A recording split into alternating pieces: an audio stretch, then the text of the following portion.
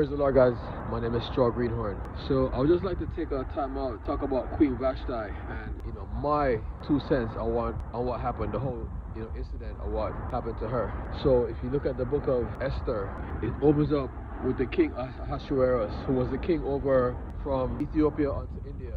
Said that he was having in his 3rd year of reign, so he was a new king. In his 3rd year, he had a feast, and it came to pass upon the 7th day that he sat before his nobles. Now his wife, Queen Vashti, she was with the woman folk in the house doing their version of what the king was doing with the men. So it said that when he was drunk and merry with wine, he called for the queen to show her beauty unto his friends, unto the nobles, but she didn't come. So they ended up, they convinced him that this is a huge disrespect, because there's no way that the king calls for you and you don't come. And they were fearing that all the women would start disrespecting their husbands. So they kicked her out from being queen, pretty much. So this is what. So we know that this was necessary for Esther to come in and be queen and give victory to her people, because they were being persecuted by Haman. The story of Haman and Mordecai. Mordecai, when the kings, I believe it was butler and servant, were planning to kill him, he warned the king, and it prevented him from happening. So Haman wanted to destroy Mordecai on the Jews, because so this, I'm not talking about them right now, but rather about Queen Vashti. So I'm just saying that it was necessary for her to lose her position so God could put Esther in place. But there's other things that you can learn from what happened to Vashti. So I'll start out by saying that King called for Vashti, and she didn't come. I view it differently than how they did, because I want to say this: there's no way that you as a man should be parading your woman in front of anybody.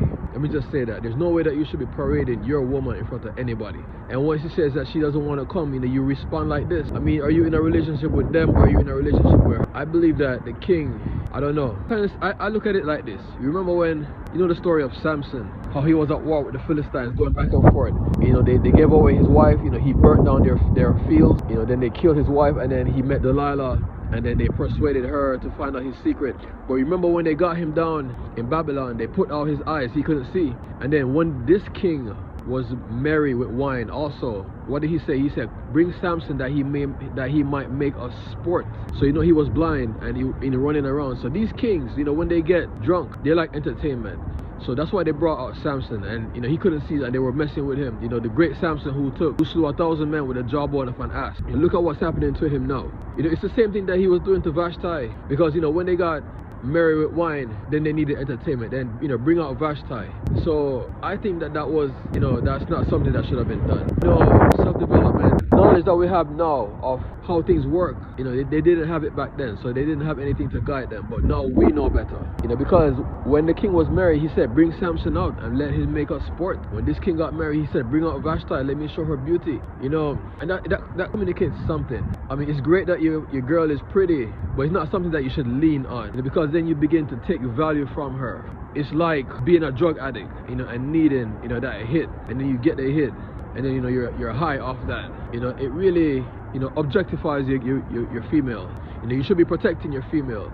And sometimes like I've seen it where when a couple breaks up, the first thing that will happen is that one of your friends start dating her, and then you find out not too long afterwards. And then you gotta understand, how did this happen? It's because you encourage certain things to happen while she was with you, and allowed certain a man should be protecting his woman. That's what I say. Look at King Hezekiah. He was God told him that he was gonna die, but then he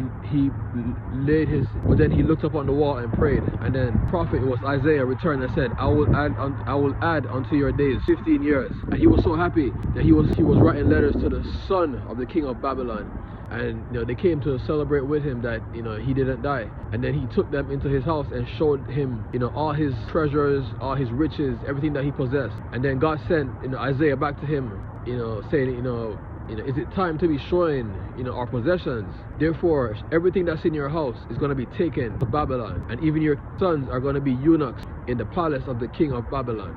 King Hezekiah, he was so quick to show them his most prized possessions. Just like this king wanted to go for Queen Vashti, and to show them her beauty. You know what I say? Why are you spending so much time trying to impress a bunch of idiots? Because that's what I would imagine that they were.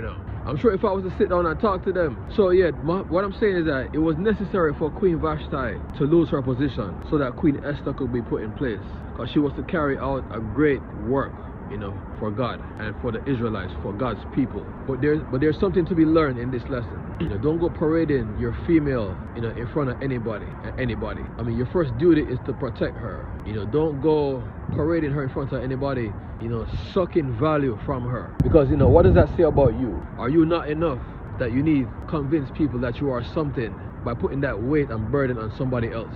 I said the king, he should have protected his queen in this case. Because sometimes when men get together, you know, we get into this state and you can see that we're still little boys. That's what comes across. If you look at the movie Twilight, when they were telling their stories, I don't remember what version it was. I don't remember if it was the first or second one or the third one. And Rosalie, she was telling her story that she was to be married to this rich guy, but then one day he came home drunk, you know, with his friends. You know, he called for her just like this king did, and he was showing her off, you know, in front of them and like touching her and, you know, just trying to impress them. And, you know, saying something ended up happening and she died. And then, you know, the father, Carlisle, you know, Dr. Cullen, he made her into a vampire. And as soon as he did, she went after them one by one. You know, that's what women call creepy behavior.